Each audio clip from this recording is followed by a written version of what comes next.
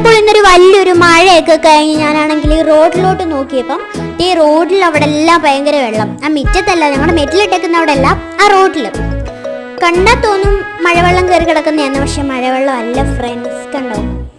അപ്പം 2-3 ദിവസമായില്ലേ നമ്മളിവിടെ കാറ്റും മഴയും അപ്പുറത്തും ഇപ്പുറത്തും ഒക്കെ വെള്ളമായി തുടങ്ങിയത്. അപ്പം ഞങ്ങളപ്പുറത്തൊരു കൽക്കെട്ടില്ലേ ചെറിയത്, അവിടെ അപ്പുറത്തൊരു ചെറിയൊരു തോടും കണ്ടൊക്കെ ഉണ്ട്, അവിടെ നിന്ന് കയറിയതാണ്. അപ്പത്തെ നോക്കുമ്പോൾ നമ്മുടെ കൽക്കെട്ടൊക്കെ മുങ്ങിക്കിടക്കുവാണ്. അതിൻ്റെ തൊട്ടപ്പുറത്തൊരു ചെരുവ് ഇങ്ങനെ ഒഴുകി വരുന്നു.